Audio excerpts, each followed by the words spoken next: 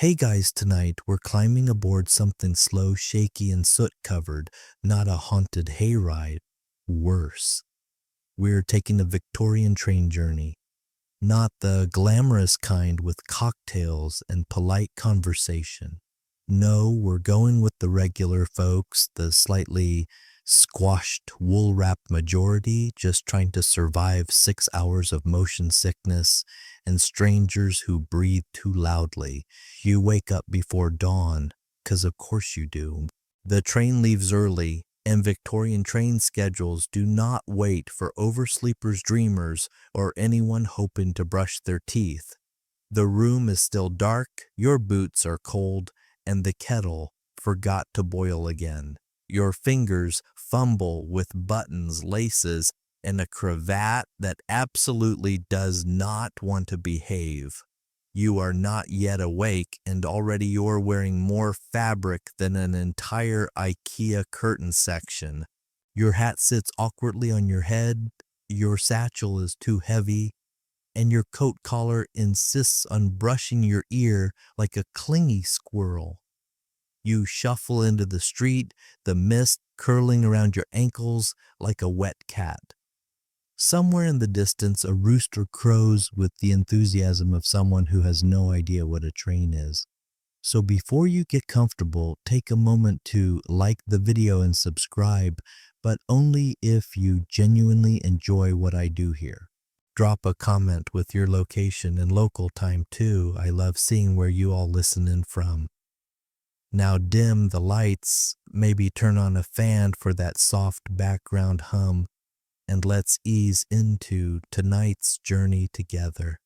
You trudge along cobbled streets, passing sleepy bakeries and shuttered storefronts.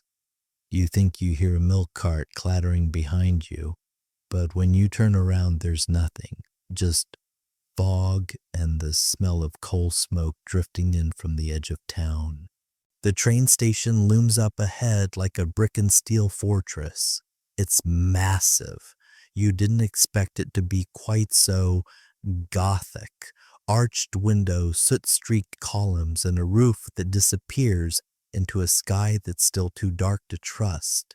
You pause outside the cold nipping at your fingertips and wonder briefly if this was a good idea. It was not. You step through the iron gates and into a world that's already moving much faster than you are. Porters shout, luggage clatters. Someone drops a crate and curses in a language you don't recognize. A woman in a feathered hat nearly impales you with her umbrella. You dodge left and crash into a man carrying 2 canaries in a kettle. There is no such thing as a graceful entrance at a Victorian train station. You fumble in your pocket for your wallet or purse or pouch or whatever word the Victorians used to describe small container that somehow collects lint but not money. You find your coins, barely. They're slightly damp and you're not sure why. The ticket clerk does not care about your existential confusion. He wears a vest that looks like it's seen 300 years of sighing. You ask for a ticket to somewhere not here, and he squints at you like you've personally offended his tea. Eventually you get a second-class ticket, mainly because first class is expensive and third class sounds like a dare.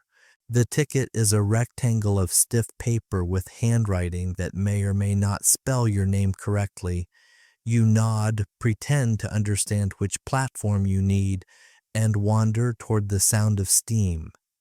Historians still argue whether train stations were meant to impress or intimidate, probably both. They were temples to progress, giant echoing, slightly terrifying monuments to the industrial age. Grand arches, ticking clocks, and just enough soot to ruin a white shirt in seconds.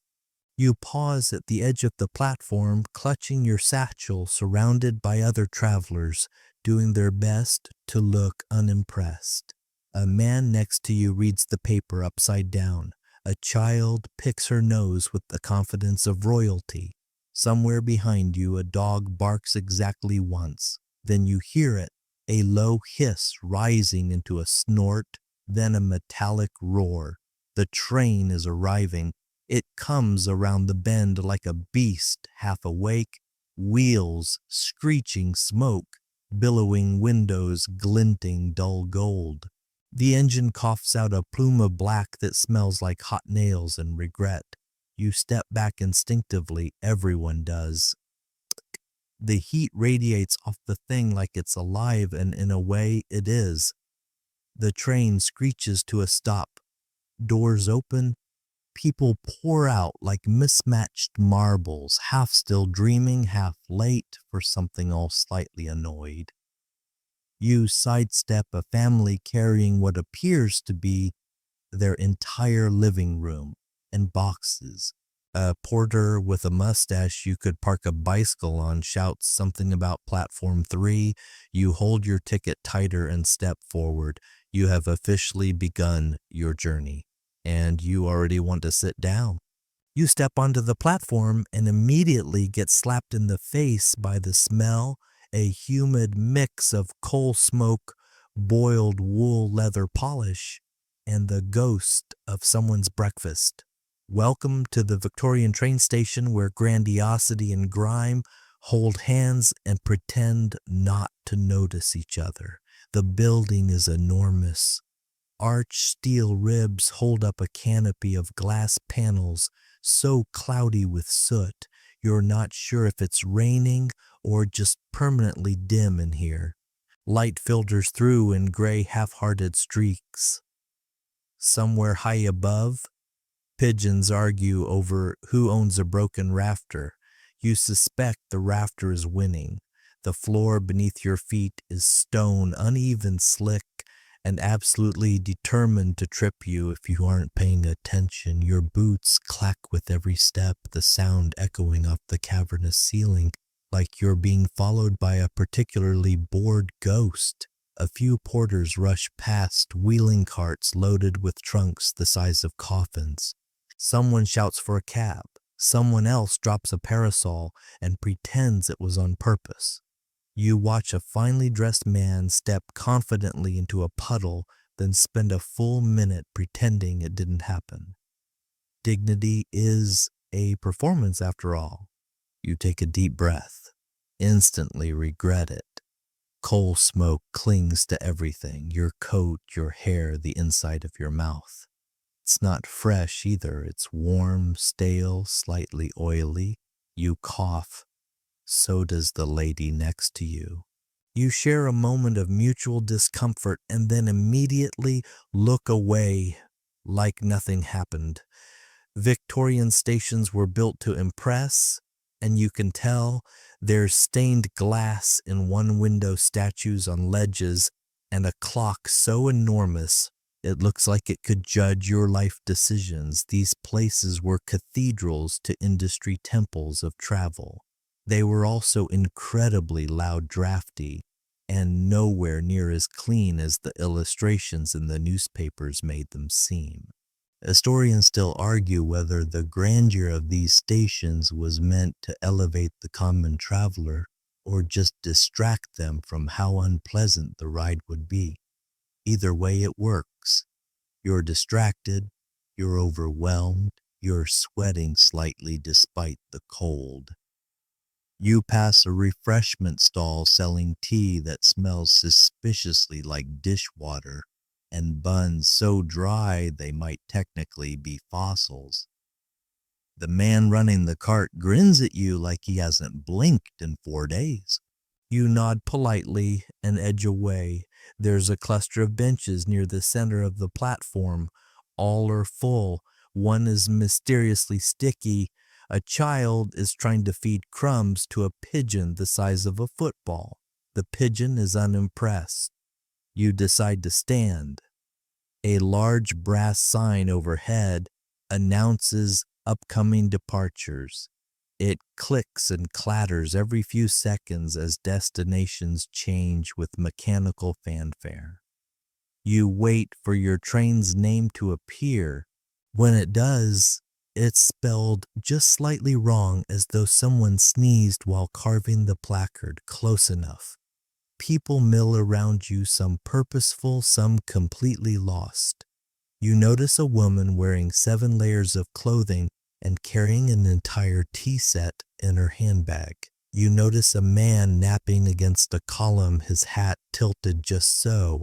You notice a dog with no owner sitting calmly beside a suitcase, looking more prepared for travel than you feel. Suddenly, a whistle shrieks. Not a normal whistle, this one sounds like a boiling kettle, and a banshee fell in love and had a child. You jump.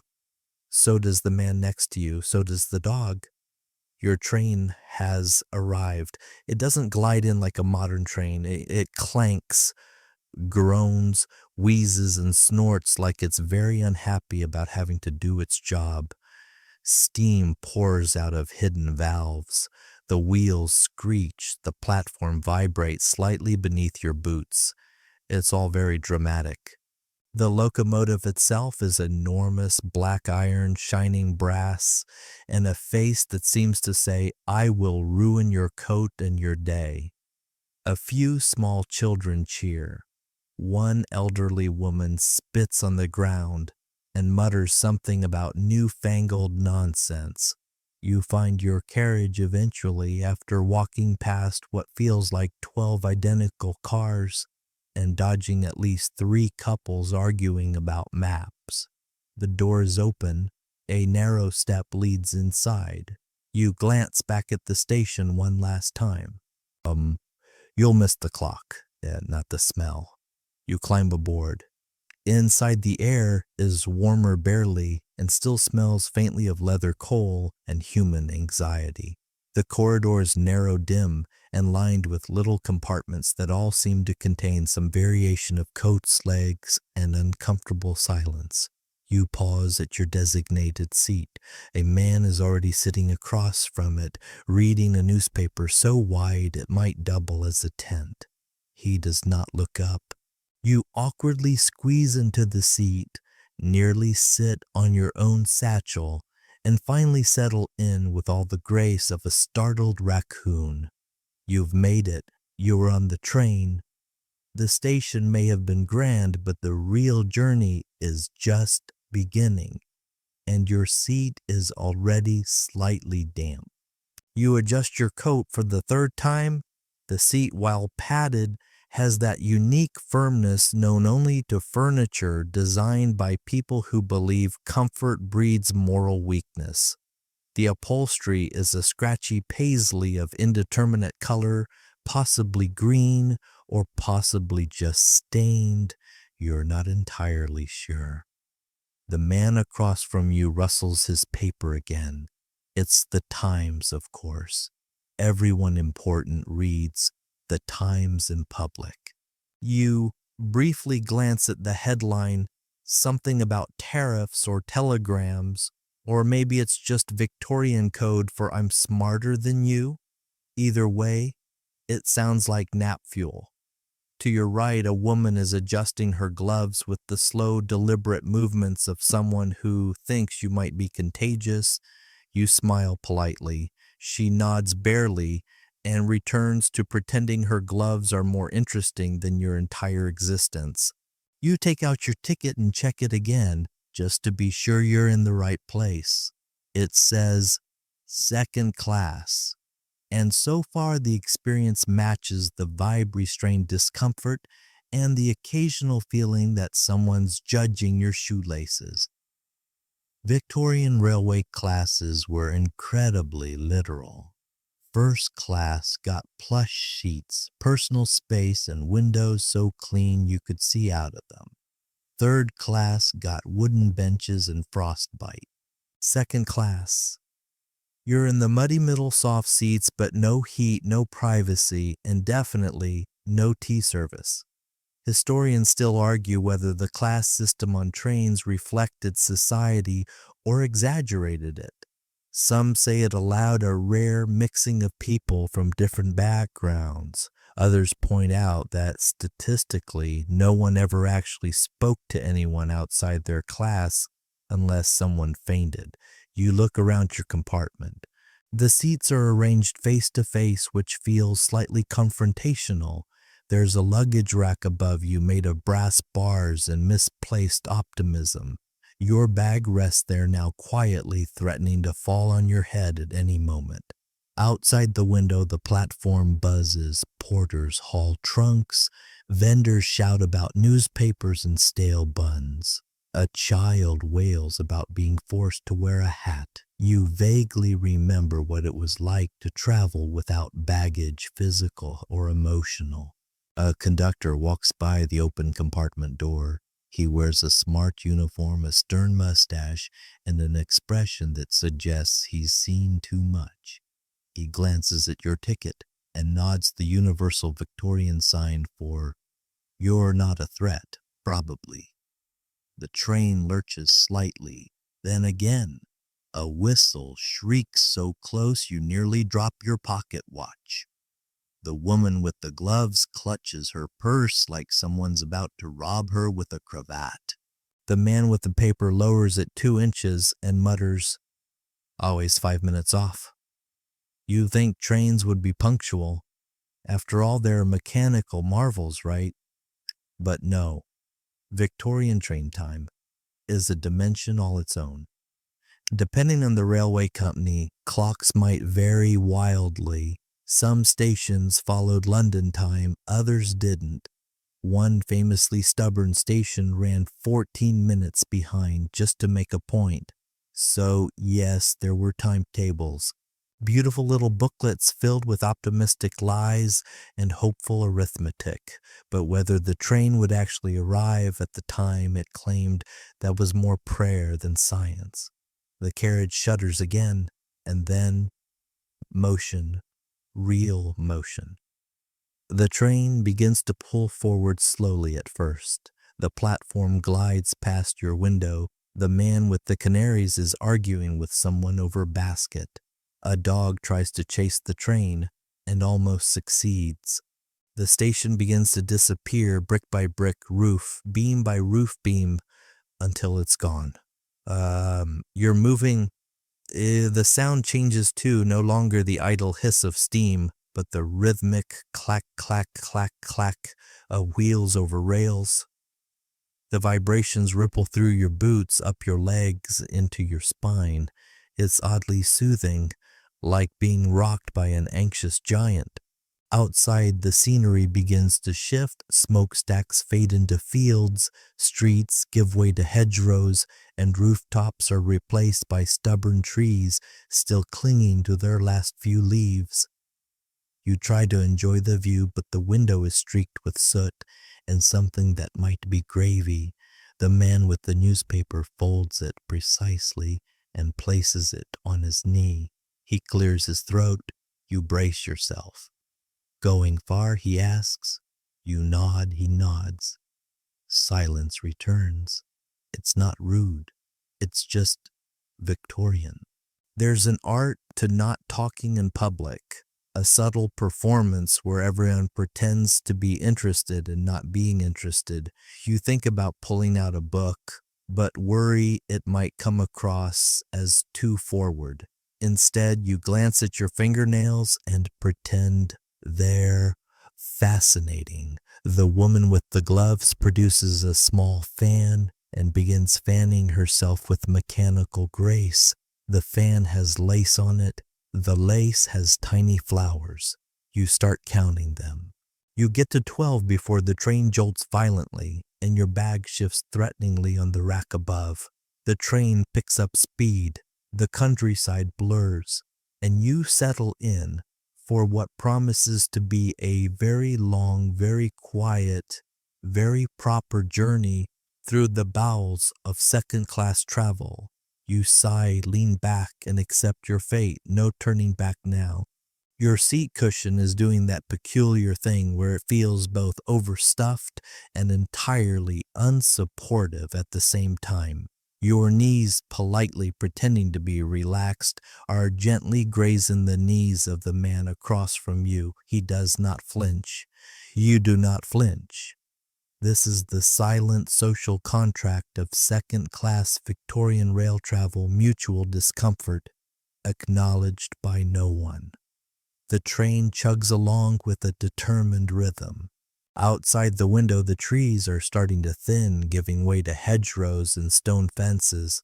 Far off in the distance, smoke curls from the chimney of a farmhouse, and a single sheep stares directly at your window like it knows something you don't.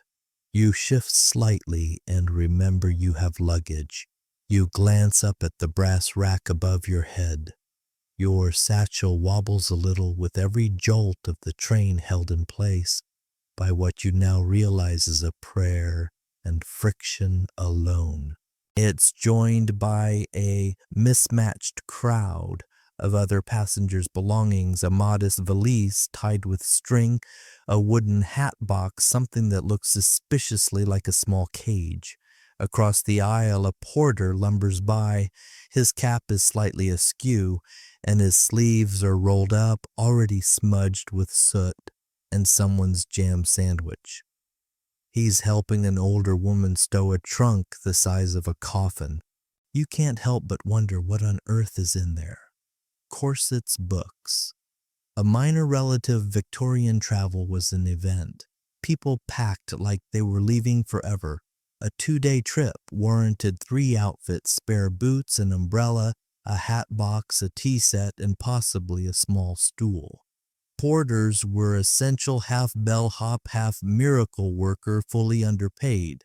If your luggage made it onto the train at all, you owed them your eternal gratitude, or at least a shilling. The woman across from you suddenly frowns. She glances at the rack above, then at the floor, then back at you. "My umbrella," she says in a tone that suggests you may have stolen it. You look down. No umbrella. She sighs deeply and mutters something about modern chaos. You nod solemnly, even though it's 1857. Historians still argue whether Victorians were truly obsessed with personal belongings or simply terrified of losing anything ever. The line between necessity and neurosis was thin and usually stitched into a travel bag lined with lavender sachets and stern reminders from Aunt Mildred.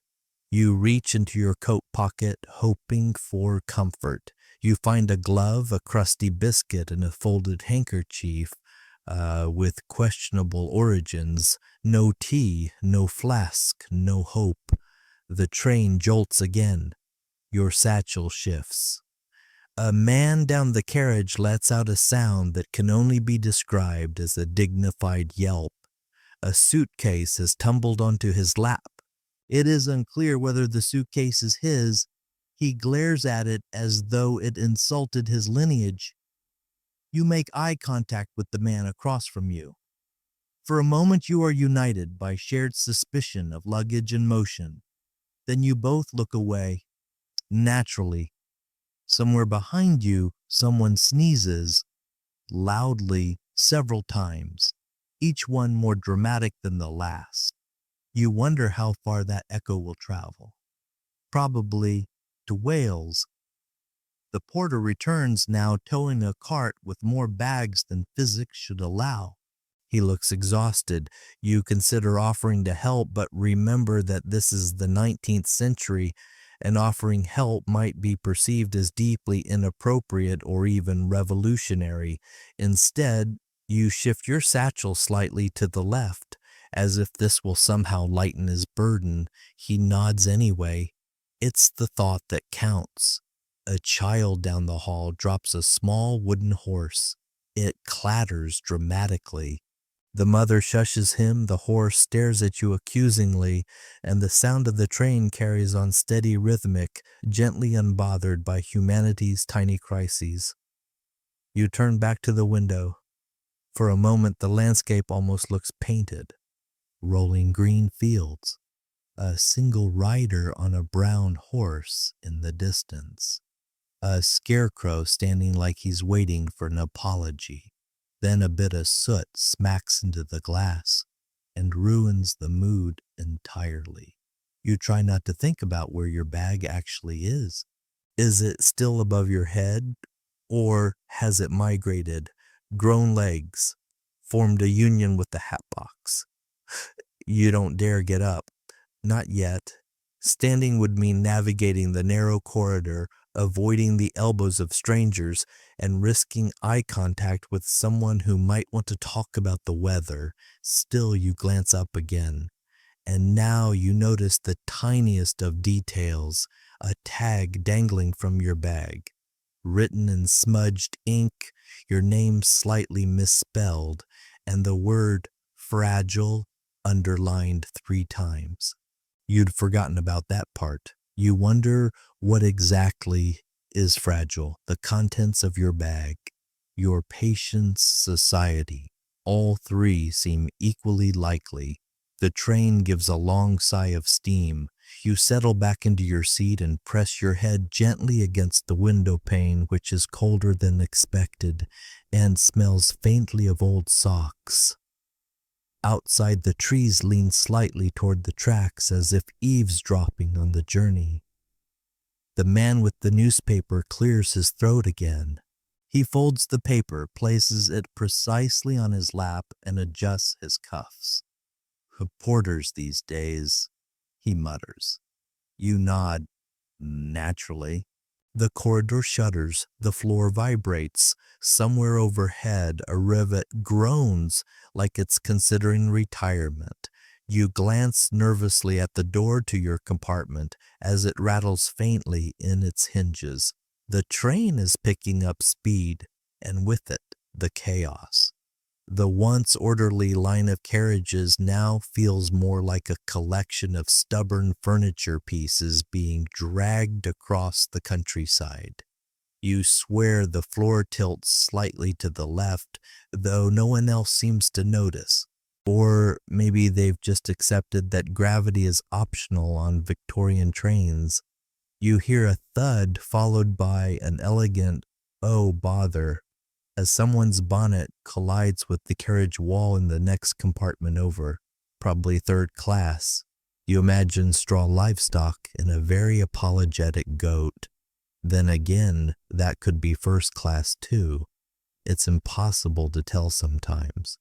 The conductor passes by again, expression unchanged. He moves with the unshakable calm of a man who has walked these carriages every day since railways were invented, or perhaps since time itself began. He glances into your compartment, nods again, and continues walking unmoved by your obvious inner turmoil. Your bag shifts on the overhead rack. You eye it eyes you. Mutual distrust is maintained.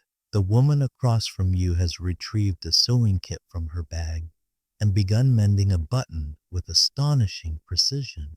You briefly consider asking her how she threads the needle on a moving train, but the rules of polite society and fear of being shushed keep you silent. The man with the newspaper unfolds it again, but this time it's a new section, Society and Railways. A particularly dull pairing unless you're passionate about the number of handkerchiefs lost between Paddington and Swindon. You hear another whistle in the distance, this one less like a banshee and more like a teapot with a mild opinion. The train grinds as if reluctantly adjusting speed. Outside, the landscape has shifted again. Gone are the open fields and sleepy farms. Now you're passing through the edges of a small town. Bricked houses, smokestacks, rows of washing lines flapping like surrender flags in the breeze. A small dog chases the train, barking with righteous fury. A boy waves. You raise your hand, but it's too late. He's already gone. The train slows slightly, and you wonder if this is a stop. It is not. It is merely one of those mysterious Victorian slowdowns where the train considers stopping, changes its mind, and carries on. Historians still argue whether this was due to signaling errors, inconsistent timetables, or conductors who just really like suspense. A porter swings open the outer carriage door and begins hollering names down the corridor. Not of people, of stations. His voice booms like a town crier who's had too much treacle pudding. Reading Bristol, Exeter next. You aren't going to any of those, but you nod anyway. It feels appropriate. Outside, the town gives way again to countryside, a slower, emptier stretch. You spot sheep, then more sheep, then thrillingly, a slightly larger sheep. The man across from you notices your interest. Oxfordshire, he says, and then returns to his paper. You don't know if that was the name of the place, the breed of sheep, or just a general declaration of national identity. You nod anyway. The train jostles again. Someone yelps in the corridor. A loud clatter follows. Moments later, a younger man in a long coat and crooked spectacles shuffles by, holding what appears to be a lunch tin, a hat box, and one boot. He looks dazed but determined. You wish him luck on his quest. You begin to feel the first subtle signs of boredom. Not the anxious kind, just the soft, cozy kind that comes when you've accepted your fate and decided to let time melt. You stare out the window. You stare at your gloved hands. You stare at a very persistent fly buzzing along the pane. You wonder if it paid for a ticket. Victorian train rides weren't fast by modern standards. Speeds ranged anywhere from 30 to 50 miles per hour, fast enough to feel motion, but slow enough for your mind to wander, and wander it does. You imagine what's happening in first class, maybe soft velvet seats, maybe music, maybe tea, maybe just a nicer kind of boredom. You imagine what's happening in third class, wooden benches, sore backs, someone shouting about how onions cure headaches. Possibly true. The door to your compartment creaks open and a porter leans in. Tickets again, please, he says, as though this is perfectly normal behavior. 5 minutes after the first check, you hand yours over. He glances at it, squints, grunts, then punches a hole through it with a tiny tool and hands it back like it's still full of value. The woman with the sewing kit hands over hers. The man with the paper does not look up. I'm on the return, he says. The porter grunts again, possibly with admiration, possibly because his knees hurt. Punching tickets was a whole system. Certain shapes and patterns indicated the time route and validity. Some conductors took great pride in punching tidy shapes, squares, triangles, even little stars. Others treated it like a test of willpower and shredded tickets like cheese. You put yours back in your coat pocket. It immediately disappears into the mysterious black hole all coat pockets contain. The train chugs louder now, the wheels pounding a bit harder as it climbs a mild incline. You feel your body sway gently with the rhythm. Even your eyelids seem to slow in solidarity. Your compartment settles again into silence. Not awkward, just quiet. A good kind of quiet. Outside, the light is changing. You glance at your watch. It's not helpful. Victorian watches were notoriously inaccurate, prone to dust shock and dramatic flourish. You tap it anyway. It ticks with great confidence and almost no relevance. Still, the ride continues. And so do you. You're now firmly in the rhythm of the journey. The train rocks gently like an old cradle, with wheels occasionally tossing in a dramatic jerk just to make sure you're paying attention. You lean into it.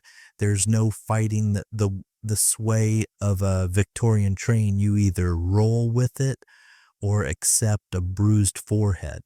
You shift in your seat, attempting to find a new position that might coax some circulation back into your legs. The cushion beneath you creaks ominously like it has opinions about your posture. The man across from you still hasn't blinked, or maybe he has, and you just missed it in a moment of soot-induced daydreaming. Your hands are cold even inside your gloves. The air at the carriage is doing that peculiar thing where it's somehow too dry and too damp at the same time. You inhale. The scent is familiar now, old wood, old leather, old breadcrumbs, plus the ever-present perfume of burnt coal and mild despair. Victorian carriages, especially second class, weren't heated. Not really. Maybe in first class there was some kind of pipe under the seat that trickled warm air on alternate Thursdays. But here you rely on your own layers and the vague hope that body heat might someday become communal. Outside, the fields are bathed in a soft gray. Fog clings low to the grass like a bashful guest refusing to leave. A crow watches the train pass from the top of a fence post, its expression unimpressed. You wave at it anyway. The woman across from you has now produced a second glove. She is inspecting it for what feels like moral failings. Meanwhile, your fellow passenger with the newspaper has switched to the crossword written entirely in riddles and quotes from obscure naval treatises. He sighs heavily. You feel that. You attempt to rest your head against the window. It's cold, but not just cold Victorian cold. The kind that seeps through fabric skin and directly into your bones like a damp whisper saying, "You should have stayed in bed." You pull your coat tighter. The train gives a small lurch as it crosses a bridge. Beneath you, water flashes by a river winding lazily beneath the iron span. It glints in the overcast light, a sleepy silver snake curling between muddy banks. You wonder if anyone ever fell off these things. Then again, best not to ask. Historians still argue whether second-class passengers truly had equal access to scenic views, or if design choices subtly reinforce class separation even through window placement. You at least have a decent pane, so long as you squint through the grime and pretend the coal smudges are part of the countryside. The train lets out another long whistle. The sound cuts through the air like a curtain tearing. Somewhere further down the carriage, a child begins to hum, off-key but with conviction. Your compartment door rattles slightly as another gust of air moves through the corridor. You watch as a curl of steam drifts past the glass, soft, lazy like a dragon's sigh. The mood is shifting. People are no longer bustling, they're nesting. Coats are adjusted, eyes drift toward the horizon, books are opened, closed, reopened. There's a lull, like everyone is waiting for something they can't name. A man walks by outside the door, balancing a tin flask, a sandwich wrapped in cloth, and a single sock, presumably not his lunch. He vanishes before you can ask. You shift again, your seat creaks again, the upholstery lets out a wheeze that sounds faintly judgmental. Somewhere in the distance, a church steeple comes into view. It's tall, slender, and oddly bent at the tip, like it once tried to stretch too far. A cluster of cottages surrounds it, roofs thatched in that lumpy way that suggests warmth and drafts in equal measure. You pass a tiny station, just a sign, a bench, and one very determined man holding a briefcase and an umbrella. The train doesn't stop. He doesn't wave. He simply watches like he's memorizing the sound. You sigh, not out of boredom, just rhythm. The kind of sigh that matches the train's wheels, the clouds outside the slow drift of time. You start to wonder if it's possible to fall asleep, sitting up. Technically, yes, comfortably questionable. Still, the temptation is there. You allow your eyes to close just for a second. Then clang. The compartment door slides open an inch. A tray appears, followed by a hand. Then a voice. "Biscuit, sir." Or perhaps a boiled sweet. You open your eyes to the sight of a tea-boy, young, disheveled, and utterly over it. He holds a small tray of offerings, a tin of cold tea, a handful of crumbling oat biscuits, and a pile of sweets wrapped in wax paper that might be fruit-flavored, might also be chalk. You nod point at the biscuit and pass over a coin. It returns to you wrapped in the faintest nod of appreciation, and then the boy vanishes like a stage magician who's been working too many shifts. You take a bite. It is exactly as dry as it looks, possibly older than you. Still, there's something comforting about it. A snack, a signal that the journey has settled into its middle stretch. The part where time bends and nothing happens, and that's exactly the point. You chew, slowly. Outside, a fox darts into the hedgerow. The train hums forward, and your biscuit crumbles like your sense of time. You brush the final crumbs from your lap, which immediately replace themselves via some hidden reserve lodged in the folds of your coat. The biscuit, though dry as old bricks, has done its job.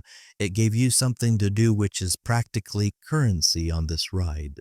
The train rumbles onward. The clack of the wheels has become so familiar you barely hear it now. It's part of the atmosphere, like background music from an overly ambitious clockwork orchestra trying to play only two notes forever. Then, without warning, the whistle screams. It's not polite this time. This is the full Victorian shriek, long metallic, and possessed of a pitch that suggests the locomotive may be about to fall apart or possibly ascend into the heavens. Everyone in your compartment stiffens. The woman with the gloves clutches her bag. The man across from you mutters, "Well, that's entirely unnecessary," before resuming his crossword like nothing happened. You grip the edge of your seat. The train begins to jolt and rattle more than usual. You feel the wheels thumping harder beneath your boots.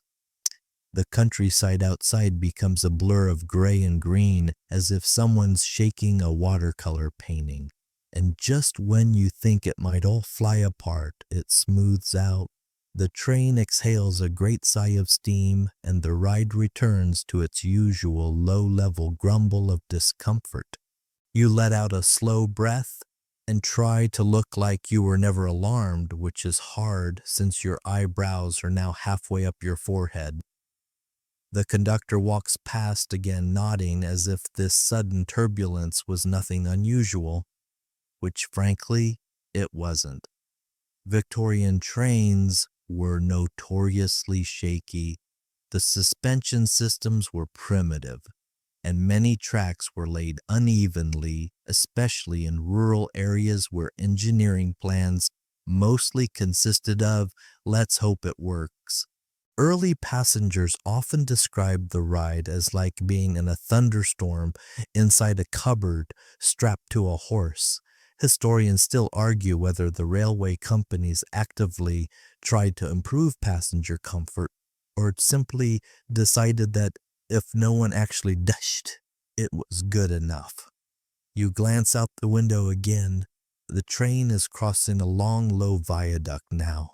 Beneath you, fields stretch far and wide, sheep scattered like oddly shaped stones, stone fences crisscrossing the earth like leftover chalk lines from some ancient geometry lesson. Your carriage creaks, your knee protests, your bladder begins to ask quiet but persistent questions you do not answer.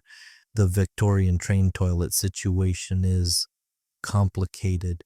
You know there are some facilities somewhere, maybe, You remember passing a door labeled lavatory during your panicked attempt to find your seat earlier. You also remember the smell wafting from it, which suggested something between boiled cabbage and defeat. You consider your options. The woman with the gloves is now knitting, and the man with the paper has folded his arms and closed his eyes, possibly asleep or just practicing for death. You make a decision. You stand. The train immediately lurches. You stagger. The man opens one eye. You both pretend nothing happened. Clutching the walls of the corridor for balance, you shuffle toward the back of the carriage. The floor hums beneath your feet. Lamps flicker. The hallway is narrow, so narrow that when another passenger approaches from the opposite direction, you are forced into an awkward dance of after you, no after you, which ends with both of you pressing flat against opposite walls like over-polite lizards. You finally reach the lavatory. The door creaks open with the sound of 1,000 rusted secrets. Inside is a small metal basin, a cracked mirror, a faintly swinging oil lamp, and a toilet that appears to be equal parts seat hole and existential dread. There is a handle. You're not sure what it does, but you know you don't trust it. You do what you came to do. You exit with dignity, mostly intact. As you return to your seat, you notice the slight change in air pressure. The compartment feels warmer now.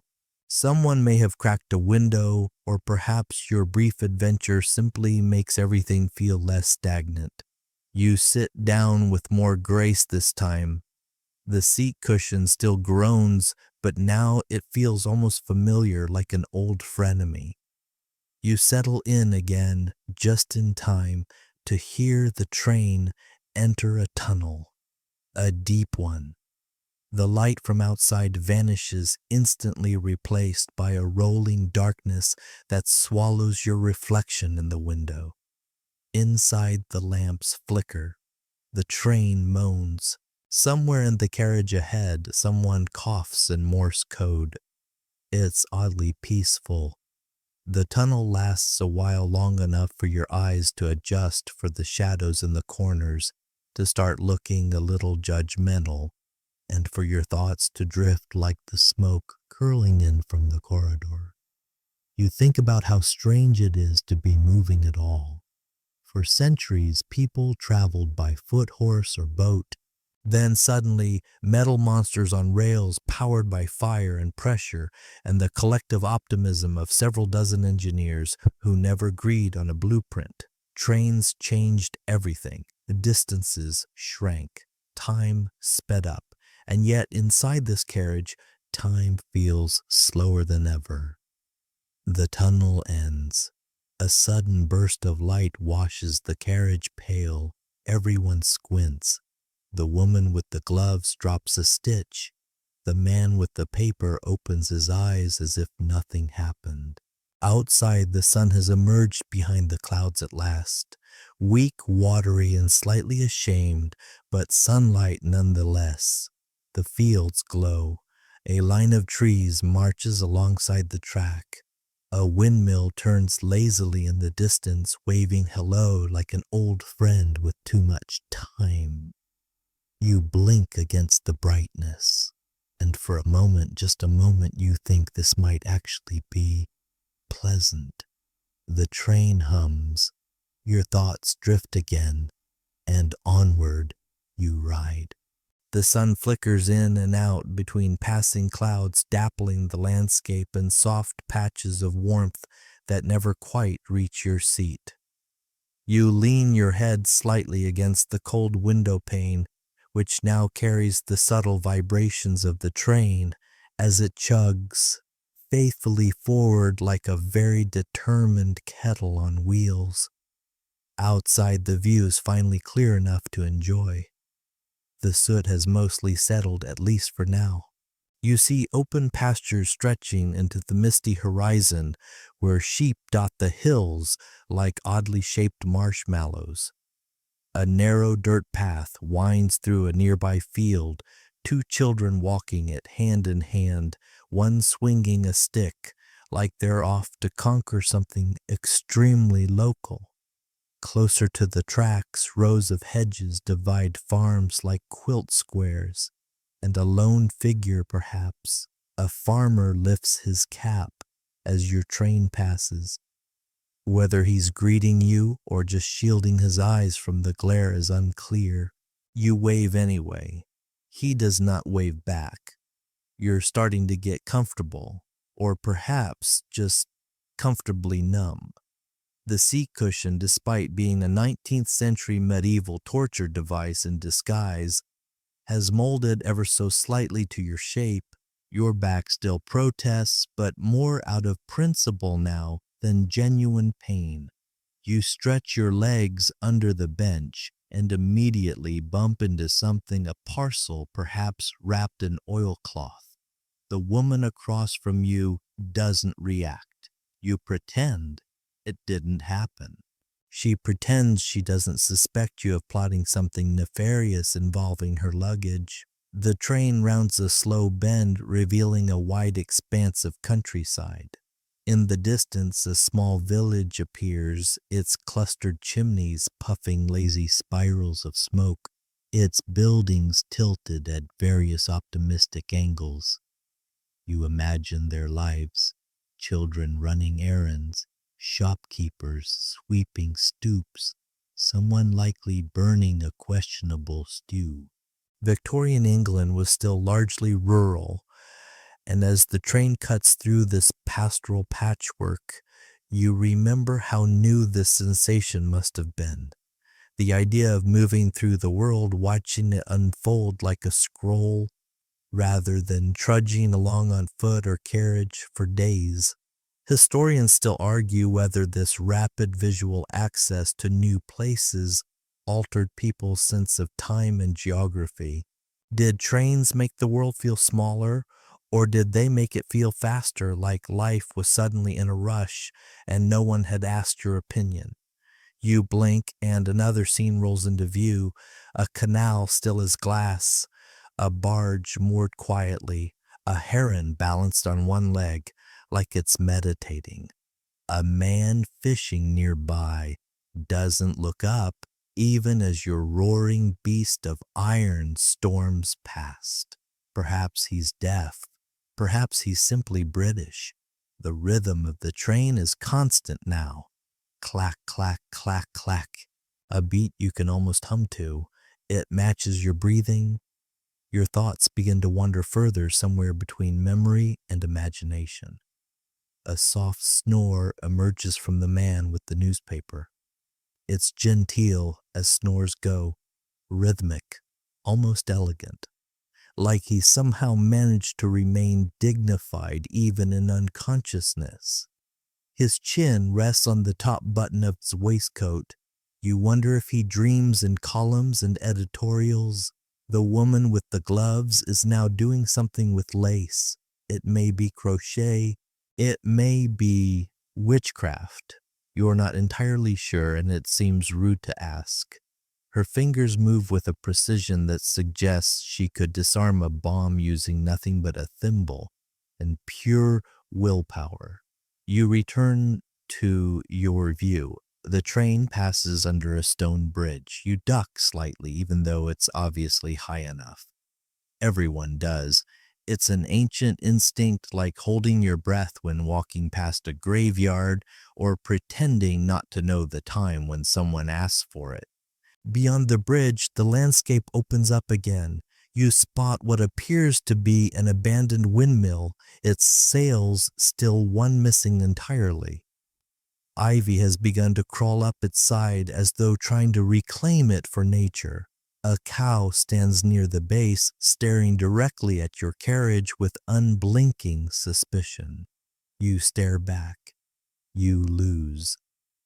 The train whistles again, this time softer, like a gentle reminder that yes, you are still moving. You are not stuck in time, though it may feel that way. You feel a sudden tickle on your collarbone. You jump. It's a flake of coal soot sneaking in through the window's imperfect seal. You brush it off, and in retaliation, the window rewards you with a cold draft to the neck. You button your coat higher and grumble in silence. You wonder what it's like in first class. Maybe they have curtains, maybe their windows close properly, maybe their biscuits are edible. Then again, maybe they're just better at pretending. Victorian rail travel was a theater of subtle suffering. Everyone played a part. Even in second class, you maintained appearances. You acted as if nothing bothered you, as if jolts didn't toss you halfway across the bench, as if soot wasn't collecting under your collar, as if the bench hadn't been designed by someone with a grudge against backs. The man with the newspaper stirs. He opens one eye and mutters, "Hampshire," I believe, to no one in particular. Then he dozes off again. You're not sure whether he's referencing the scenery or a dream. Either way, you nod, seems accurate. Outside, a line of telegraph poles flashes by, leaning ever so slightly, each one like a punctuation mark in some long-forgotten message. Dots, dashes, wires humming with secrets. You try to remember the last time you moved this far without actually doing anything. No walking, no steering, just riding. It's oddly humbling. You're both the traveler and the cargo. The landscape changes again, more trees, now birches and ash, their leaves beginning to turn. A deer flits between trunks, gone before you can tell if it was real or imagined. You sigh, then check your pocket watch again. It's off, of course. It always is. Time, like the scenery, is just passing through.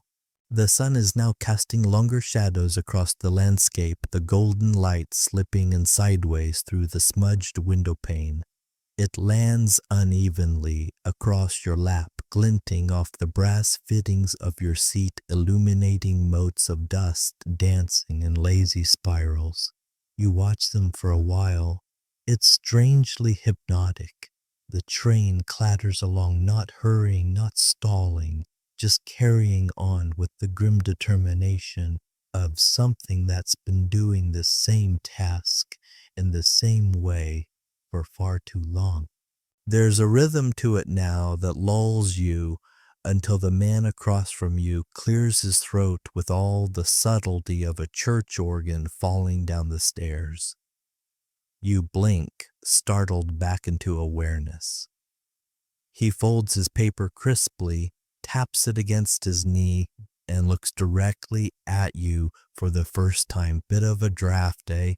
You nod. This is code for I'm opening the social floodgates now. Brace yourself. It always is. He continues, sighing like a scholar betrayed by the weather. Carriages never seal properly. One might as well be riding in a sieve. You smile politely. He seems harmless. Just a man who wants to acknowledge that the window is indeed slightly open and life as we know it is slightly disappointing. The woman with the gloves does not look up, but her left eyebrow lifts 1 millimeter. Disapproval, interest, hard to say. In Victorian society, eyebrow gestures are essentially entire paragraphs. I say, the man continues, I was once in a compartment with a fellow who brought an entire bottle of clove oil for the draft, dabbed it on the seat, and entirely overwhelmed the coal smoke. You nod again, unsure of how to respond to clove oil as architecture. The conversation stalls, and then the quiet returns. Welcome to the intricate ballet of Victorian small talk. No one says too much, no one says too little. It's a delicate dance of observation silence and just enough shared grievance to make it feel like bonding. Historians still argue whether this reserved social etiquette was a sign of refinement or a byproduct of collective repression. Either way, it meant that every interaction on a train teetered between awkward and poetic. Your fellow passenger unfolds his newspaper once more, this time reading aloud. Improper conduct at Paddington Station. Ha, you know what that means. He does not elaborate. You do not ask. You are now acutely aware of the space you share with these people. The air in the carriage has taken on a distinct personality. It's not foul, just very lived in. A mix of old wool damp boots and the faint mysterious scent of something herbal that might be coming from the woman's reticule. You shift slightly, attempting not to knock knees with anyone. The Victorian train compartment is a test of boundaries, of physical ones, emotional ones. There is no privacy, just the silent agreement to pretend you're alone, even when someone's elbow is grazing your sleeve and their suitcase has taken your foot hostage. You glance at the corridor, where another passenger is peering into compartments, clearly searching for an empty seat or possibly a portal to a better dimension. He pauses at your door, catches your eye, then moves on. Wise. From the far end of the car, a faint tap, tap, tap approaches. The T-boy is back. He doesn't say a word this time, just pauses at each compartment, gives a nod, and waits to see if anyone gestures. The woman with the gloves does. He hands her a tiny packet, smells vaguely of lavender and boiled hope. She offers him a coin, which he accepts with a bow so practiced it must be in the manual. He pauses at you. You decline with a grateful shake of the head. No more crumb dust biscuits today. The T-boy moves on, vanishing once again, like a myth too tired to linger. The man across from you is now dozing, chin tilted slightly forward, hands clasped over his stomach in the universal posture of Victorian male contentment. You envy him, not his waistcoat, just the ease with which he has surrendered to the movement of the train. You glance out the window again. Now the fields are turning dusky green, kissed with amber at the edges. The light is softer, the crows are louder. You spot one sitting on a gatepost, squawking at absolutely nothing. Classic crow behavior. The train slows briefly, reluctantly, and you pass another rural station. This one looks barely used. A wooden bench, a cracked sign, a dog sleeping under a cart. No one boards, no one disembarks. It feels like a memory instead of a stop. The woman with the gloves finally speaks. Her voice is quiet, clipped, the edges trimmed in lace. Do you suppose we'll arrive on time? You consider your answer, then realize you have no earthly idea what on time means in Victorian railway culture. You shrug. It's possible. She nods, pleased by your realism. There's a cousin waiting at the station, she adds. Terrible man. Always punctual. You nod again, as if to say, a fate worse than soot. The train begins to pick up speed once more. You feel the wheels grind a little harder as it works to regain its rhythm. The familiar clack-clack returns faster now, more eager, like it knows something you don't.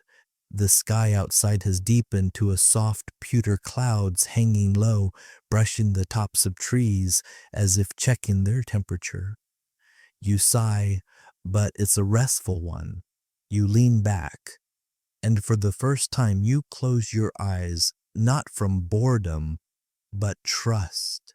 The compartment breathes with you, the train keeps moving, and for now that's enough.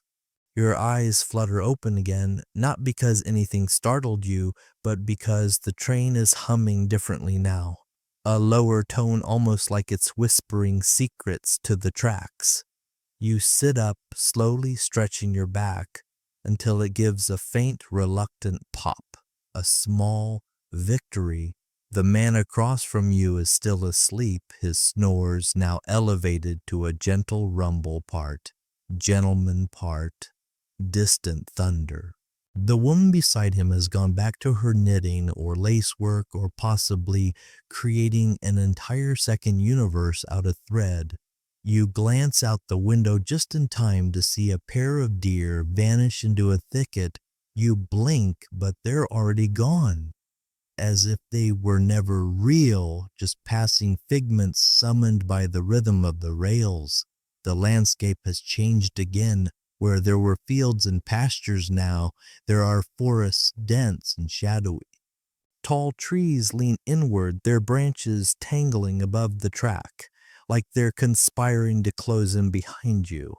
It's all very fairy tale, or mildly threatening, possibly both. The light is dimmer here. The train itself seems to recognize the shift, its wheels slowing ever so slightly as if lowering its voice. You imagine it breathing softly, trying not to disturb the trees. Your window fogs slightly from your breath. You wipe it with your sleeve, instantly regret it, the soot now smeared artistically across the pane, and your coat in equal measure. It's quiet, very quiet. No stations, no distant cottages, just trees, fog, and the steady pulse of the train beneath your boots. You begin to wonder about these in-between places, the stretches of land where no one lives, no one waits, the places trains simply pass through without comment. Historians still argue whether these forgotten miles were romanticized escapes or evidence of how disconnected modern life was becoming. For now, it feels like another world. You catch sight of an old railway signal, rusted and still half choked with ivy. There's something a little haunting about it, like a relic from a past no one remembers, but everyone keeps passing. Inside the compartment, time has stretched out like an old dog. Everyone has settled into the lull. No one speaks. Even the snores have softened. You look at your hands now resting in your lap. A bit of coal dust smudges your knuckles. You don't bother wiping it away. It's part of you now, part of the journey. You could wash your hands, but the train would give you more soot. By the time you reach the next town, that's the deal. Victorian travel comes with residue. The train lurches again just once like it's shrugging off a dream. Then the rhythm steadies. Outside, you catch a glimpse of something odd, a stone arch half collapsed, buried in moss. You wonder if it was once part of a Roman road, a crumbled abbey, or just someone's very ambitious garden folly. Whatever it was, it's gone now, just a shape in the woods. The train doesn't stop for questions. A few compartments down, you hear a faint tune, someone humming. A penny whistle, you're not sure.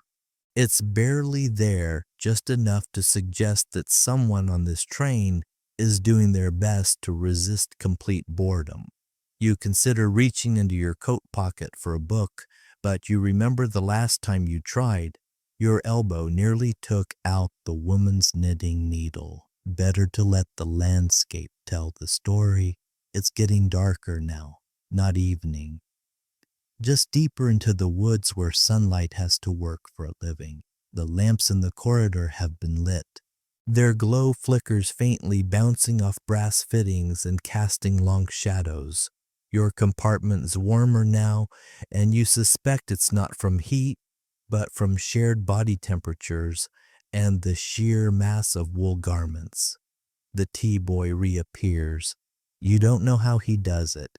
He seems to move like smoke unseen until he's standing in front of you, tray in hand, expression neutral like a polite ghost with a side hustle.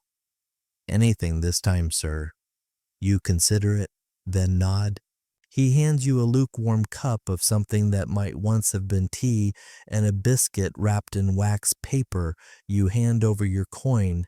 It vanishes, and so does he. The tea is drinkable if you squint your taste buds. The biscuit, at least, is freshish.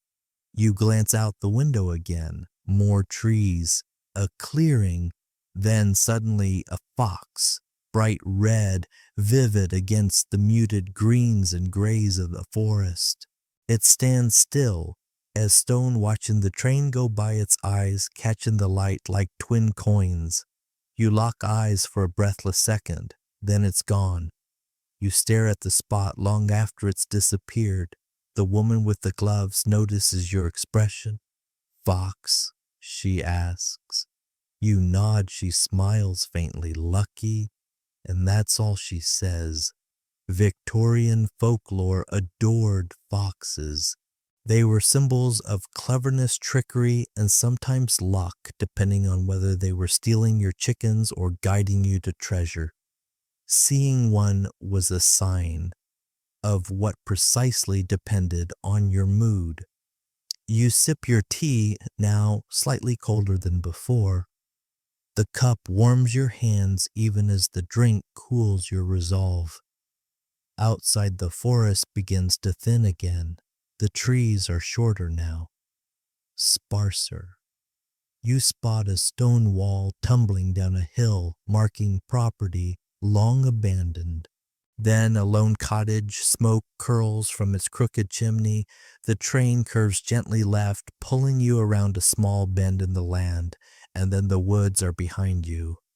Fields again, a soft sky, a pale sun making one last attempt at relevance. And somewhere in the distance, the next town begins to appear. Chimneys, rooftops, and that unmistakable signal of approaching civilization laundry. Lines of it strung between buildings like bunting waving greetings to the train. You sit back. The rhythm continues, clack, clack, clack, clack, and the train carries on. So do you. The rooftops grow taller, closer, tighter together, stacked in uneven rows, their chimney pots like little clay soldiers saluting your arrival.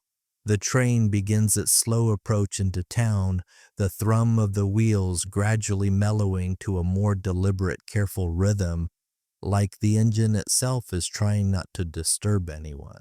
You lean slightly toward the window, watching as the countryside falls away behind you, replaced by cobblestone streets, narrow alleys, and storefronts with fading signs. Somewhere down there, a butcher sweeps the step of his shop. A woman balances 2 pails of milk across her shoulders, and a cat watches everything from the edge of a window tail, twitching with judgment. The brakes hiss softly beneath your feet. It's not a full stop, not yet. Just the preparatory shuffle, the gear-turning sigh of an iron beast thinking about resting. The train is easing toward a station, a real one this time. The woman across from you closes her needlework.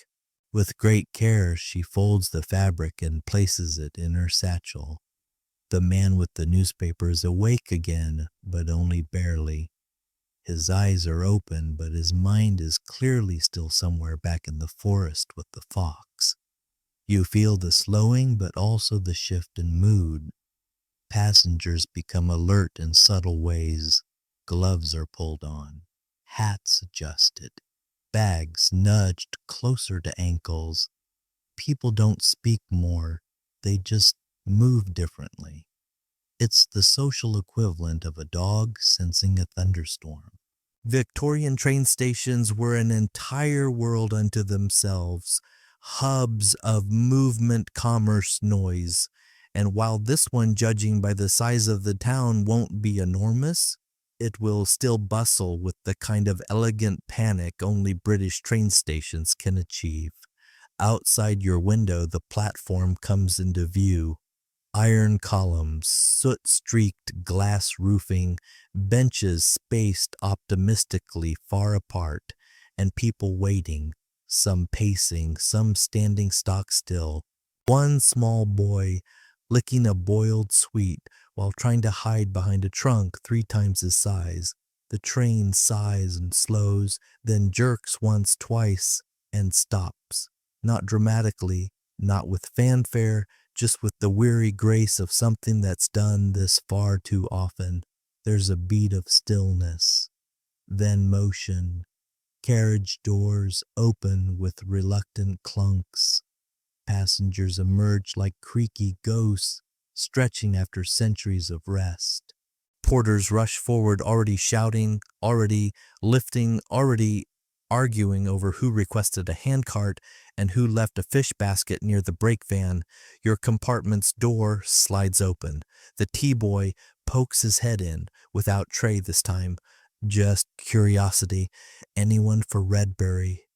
This is Redbury.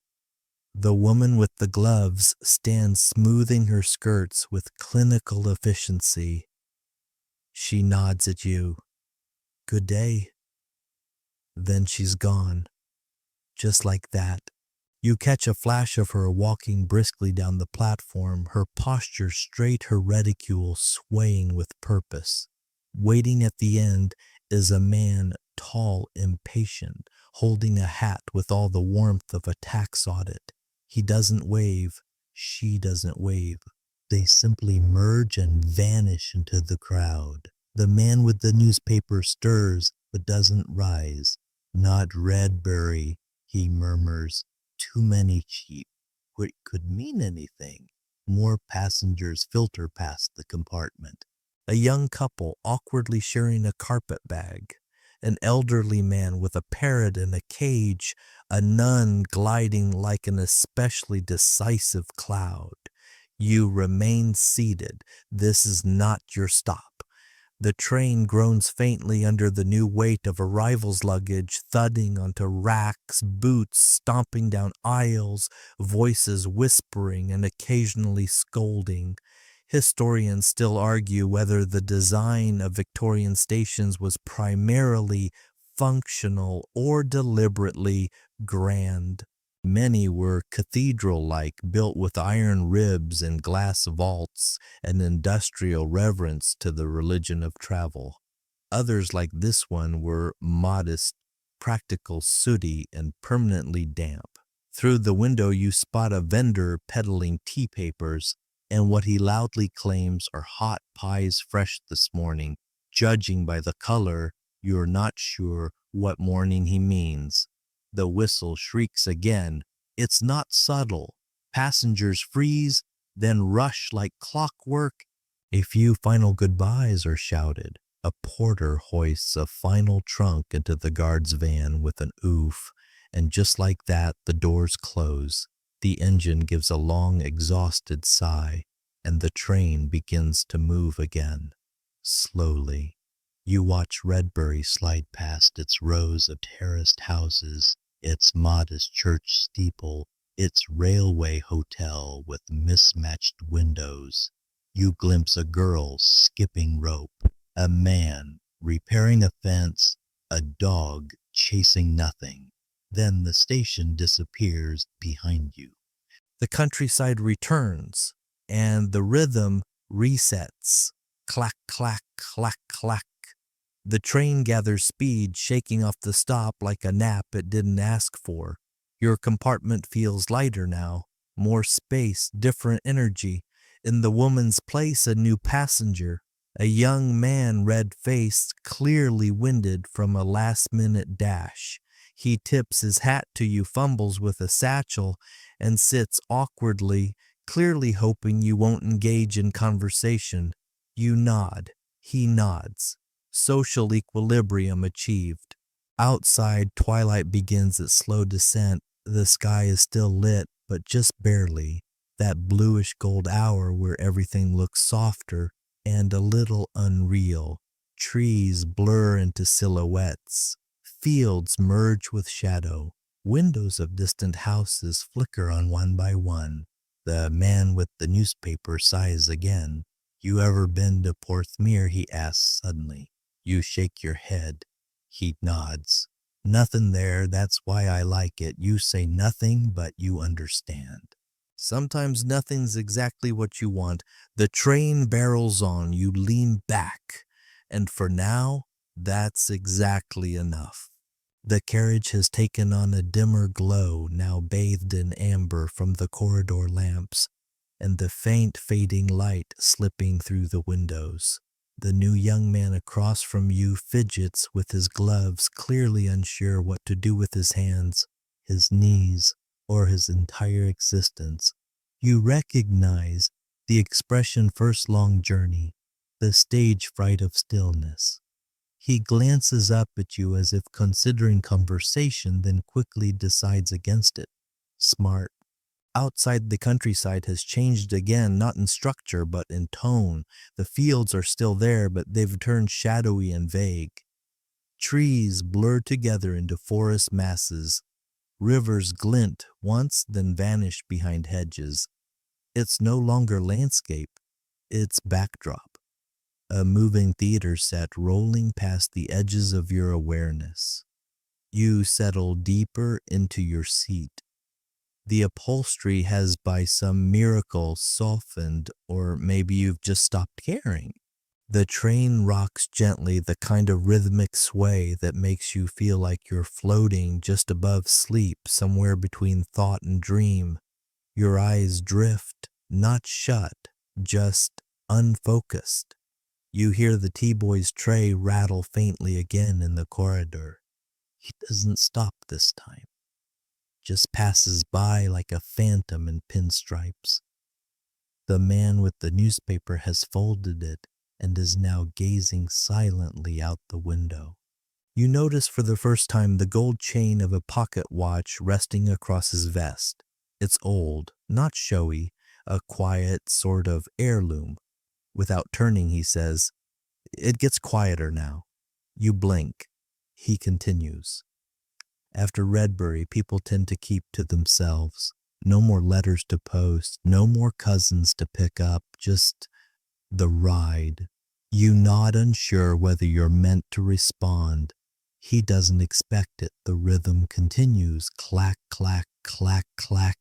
Victorian trains were engineered to be loud mechanically, if not socially. Between the hiss of steam, the clatter of wheels, the occasional screech of brakes, there was no escaping the soundscape. And yet, in stretches like this, it somehow felt like silence.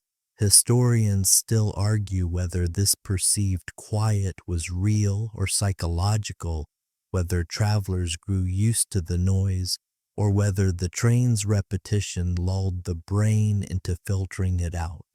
Either way, the effect is the same. You are surrounded by sound, but nothing disturbs you. You glance at your fellow passengers. The young man across from you has dozed off mid-fidget, his mouth slightly open, one glove dangling from a twitching hand. The man with the newspaper is still watching the horizon, unmoving as if waiting for an answer only the dusk can give. You return to your own view. Now and then lanterns appear. In the distance, isolated homes, farms, stations, little flickers of someone else's world. Each one glows like it's guarding something precious. You wonder who's sitting by those lights, what they're reading, if they're also watching the train and thinking, where are those people going? You realize you haven't really thought about your own destination for a while. You're not worried. Victorian travel wasn't always about the destination. Sometimes it was about the act of motion, about being between two places untethered from both. You watch as the moon begins to rise behind the treetops. Pale, distant, and perfectly round, it floats above the hedgerows like a watchful eye. Your reflection appears, faintly in the window, shadowed, softened, unfamiliar. You look away. The train whistles again, not the shriek of arrival, but the long, almost mournful call of movement.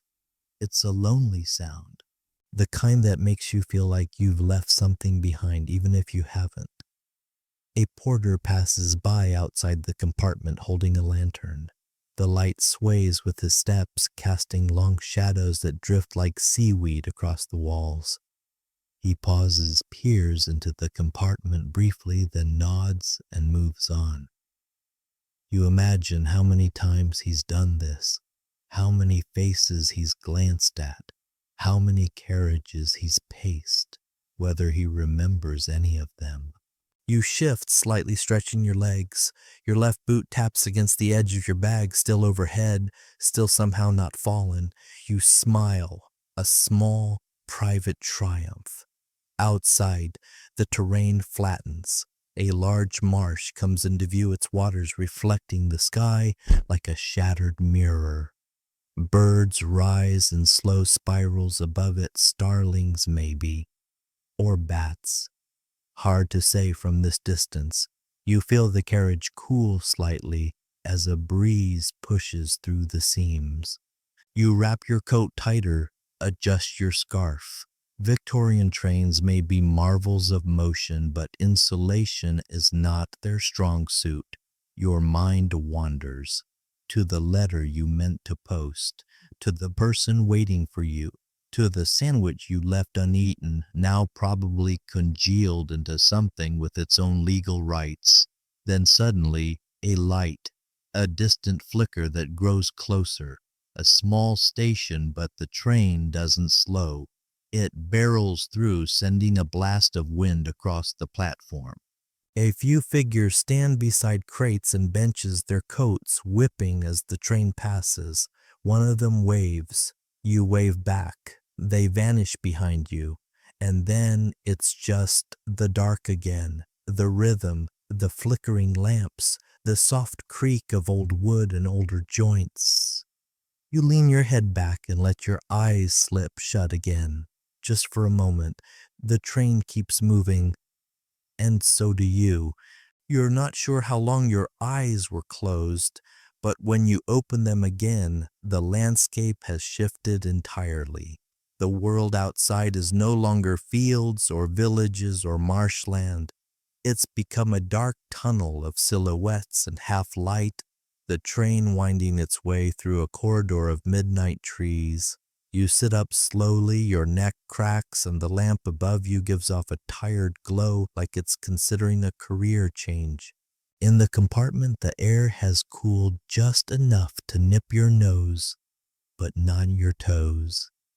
You wrap your coat tighter and glance around. The man with the newspaper is no longer holding it. He's cradling it like a sleeping cat. The younger man across from you is awake again, blinking slowly. His hair is stuck in 4 directions, and he looks vaguely betrayed by his own nap. You offer him a sympathetic look. He responds with a confused nod. Victorian train compartments didn't have clocks. Time is measured here only by light, by the growl of the wheels, by the shifting positions of passengers, and the soft exhalations of the engine. You don't know how long you've been traveling. You're not sure you care. You check your pocket watch again, even though you already know it will be wrong. It ticks with bravado and no accuracy in analog metaphor, if there ever was one. Outside, a fox darts across the track and vanishes into the brush. Another omen maybe, or maybe just the same fox from earlier doing a grand tour. The train hits a slight bump, nothing dramatic, just enough to cause everyone to blink and sink. You think about how many thousands of these jolts a day the train endures, how many miles it's traveled, how many secrets have passed through its compartments. You think about the train itself, the locomotive. Right now, far up ahead, a fireman is shoveling coal into the belly of the beast. Sweat-dripping sleeves rolled up, every movement feeding the engine's hunger. His boots crunch on cinders, his hands are calloused, his eyebrows are probably singed. Beside him, the engineer keeps one hand on the brake lever, the other on a brass control valve. He's squinting through a soot-smeared window eyes, tracking every curve of track, every flicker of signal. He knows this line by feel. He could drive it in his sleep, and sometimes probably does. You've never seen them, but they're up there, keeping the rhythm alive. Historians still argue whether Victorian engineers were seen as heroes or just glorified boiler mechanics, but in the moment it doesn't matter. They are the unseen hands pulling you through time and space, and you are quietly grateful.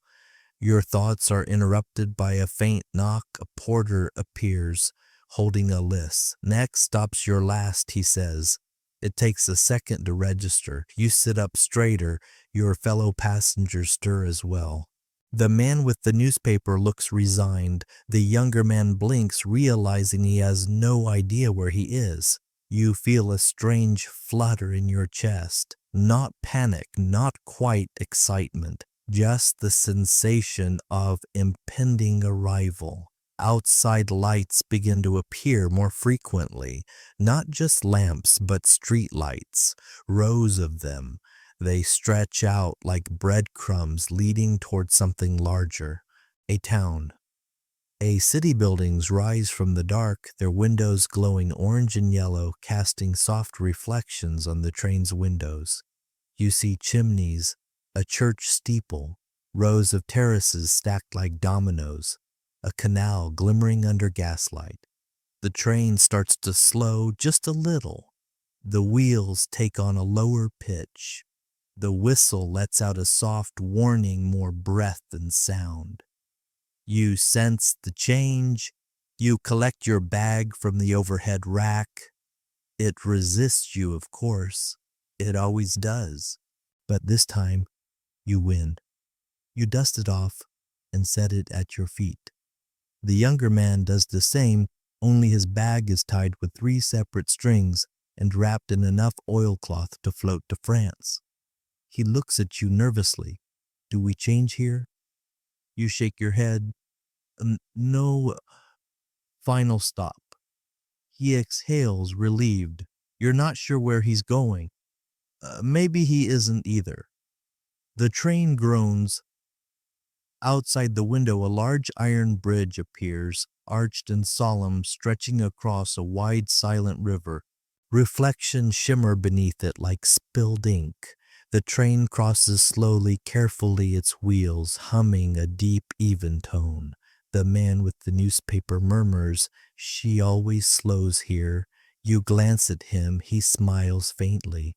"Too many ghosts in the water, I suppose." You don't ask. You just listen to the wheels. They pick up again. The train pulls off the bridge and onto the final stretch. Now the lights are closer, brighter. You see carriages waiting at street corners, horses twitching their ears, people walking under lamplight coats, pulled close, eyes lifted as they hear your train arrive. You're almost there, and still part of you doesn't want to be. There's something sacred in the ride, the space between, the feeling of being suspended in motion, unreachable, untethered, no responsibilities, no choices, just forward. But the ride must end. It always does. You feel the final tug of brakes engaging a slow exhale through the metal lungs of the train. Steam rises outside. The whistle gives one last cry, less of a scream now and more of a sigh. You sit up, straighten your coat, pick up your bag. The younger man swallows nervously. The man with the newspaper folds it one last time and tucks it away. Somewhere in the distance you hear dogs barking and the faint toll of a church bell. The station looms into view, a long canopy of soot-stained glass, iron pillars, people waiting, some with lanterns, some with arms crossed. And then gently, gracefully, the train stops. The final stop. You don't feel the train stop as much as you feel it settle. Like an old creature lying down for the night, its great sigh of steam curling up into the rafters of the station roof.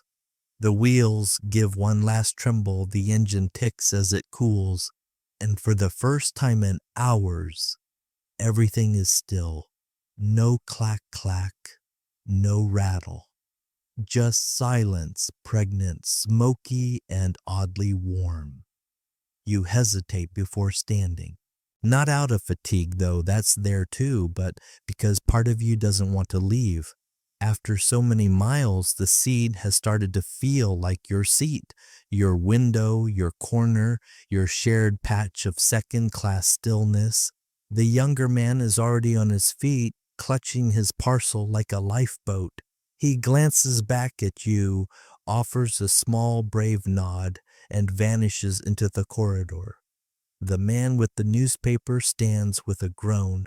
He adjusts his hat with military precision, pats his coat pockets, and says, "Well, we made it, and no one died. Always a plus." You nod. He smiles, brief crooked, and steps out. You follow.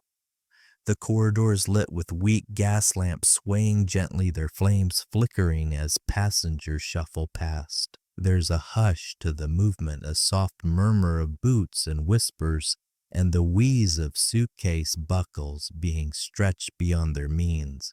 The carriage door opens with a reluctant clunk, and the platform air hits you full in the face, cool, sharp, and thick with coal smoke, wet stone, and a faint scent of horse. You step down onto the tiles, your boots clicking softly. The station is cavernous.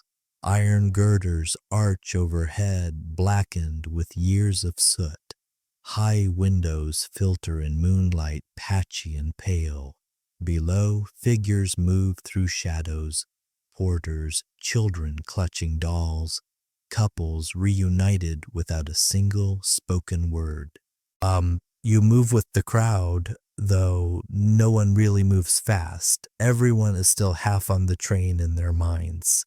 You pass a small cart stacked with newspapers and boiled sweets manned by a clerk who's clearly been counting the seconds till the last train arrived. He doesn't look up. You pass a clock. It's wrong, or maybe it's right.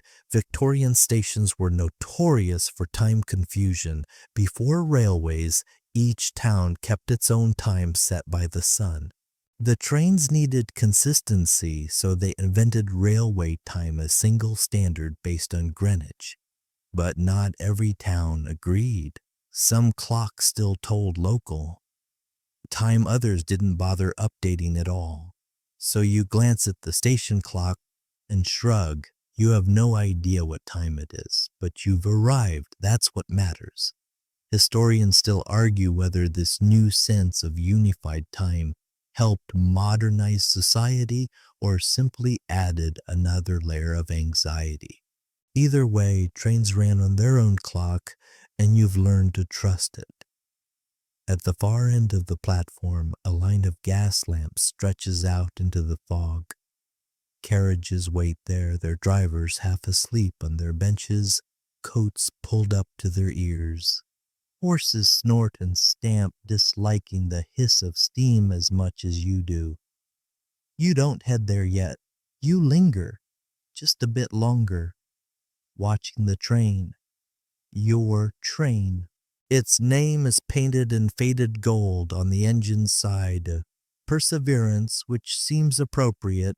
A porter climbs up into the cab, stokes the fire once, checks something with a lantern. The engine breathes. It's alive still, barely. You watch a few more passengers step off the rear carriages. One woman wears a shawl too thin for the weather.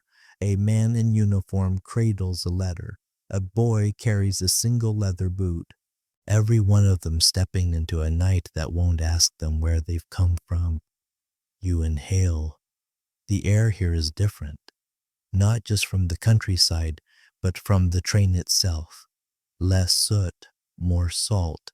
There's a hint of ocean, maybe distant, but undeniable. You must be near the coast. You hadn't realized your legs are sore. Your coat smells like firewood and wet tweed. There's coal dust under your collar. Your fingers are stiff, but you feel weirdly at peace. The journey has left its mark, not in grand stories or scenic postcards, but in small ways: the ache in your shoulders, the biscuit crumbs in your pocket, the way your body now expects to sway every few seconds. You glance at the station sign. The name doesn't matter. You made it. Somewhere. You spot a bench nearby, empty, worn smooth by hundreds of similar arrivals. You sit for a moment watching the last of the steam curl upward, watching porters move like shadows between luggage and lanterns. You let your bag rest beside you. It's lighter now, though you're not sure why. You sit there for a long moment breathing, not planning, not worrying, just breathing. And the train sits there too, quiet now, cooling, waiting for its next journey. But for now, you both rest together. The station begins to empty. The shuffle of boots softens, replaced by the squeak of distant wheels. On trolleys, the click of a porter's lantern swinging with every step. A final trunk is hoisted onto a cart. A carriage bell rings faintly outside. Someone calls a name, no urgency, just the rhythm of the night. You remain on the bench. You're not in a rush. Victorian train travel doesn't end with a flurry of activity. It winds down, slows, slips into quiet like a candle dimming. Even the engine, once alive with fire and pressure, now breathes only in soft plumes, like it's sighing itself to sleep. Across the platform, the young man with the overwrapped parcel is speaking to a porter. He gestures confused, and the porter answers with a brief wave toward the exit. The young man nods awkwardly, thanks him, and walks off at the wrong angle. The porter corrects him wordlessly. Off he goes again, this time in the right direction. Your fellow compartment companion, the man with the newspaper, passes by you now. He's removed his hat and carries it in one hand like a relic. He stops when he sees you. "Good journey," he says, not as a question, as a fact. You nod, "And to you?" He smiles with one corner of his mouth, then disappears through the archway and into the fog. You remain seated a moment longer. The station has settled into its final form, still echoing, lit only by half-awake lamps and the occasional flick of light on iron. The walls are stained, the windows soot-streaked, and yet it's beautiful, or perhaps it's the kind of quiet that makes anything beautiful. You stand, your knees complain but less than expected. You shoulder your bag lighter than when you boarded, though nothing's missing. You begin to walk, past the newspaper stand now closed, past the benches with initials carved into their wood, past the station clock which now appears to be running backward, or perhaps you're imagining it. As you walk down the platform, you glance back one final time at the train. It sits exactly as you left it, silent, waiting, a beast at rest. You wonder where it will go next. You wonder who will sit in your seat. You wonder if they'll also see the fox. At the exit, an iron gate swings open with a gentle squeal. Beyond it, the station yard is mostly empty. A few cabs remain. Their drivers lean in their seats, coats pulled high, eyes half-lidded. You walk past them. No need to speak. They'll take whoever calls first. You step into the night air, and it greets you cool, soft, thick, with salt and chimney smoke and something faintly sweet. Somewhere in the distance, a ship bell rings. A dog barks, and the town spreads before you, cobbled streets lit by flickering gaslight windows, glowing with quiet lives, the promise of a bed, and maybe a fire waiting just up the road. You begin to walk, not fast, no need. You've already traveled, you're already there. Now the clatter of the train has faded, the station is long behind you. Your footsteps soften with each step on the cobblestone path until they are little more than a rhythm in your chest, echoing the beat of the journey you've just taken. The sky is a soft charcoal blue, not quite black, scattered with stars that blink like old friends welcoming you home. You pause. The breeze lifts your collar. Somewhere nearby, a lamp flickers. The town is quiet, deeply, peacefully asleep. Curtains drawn, chimneys dark.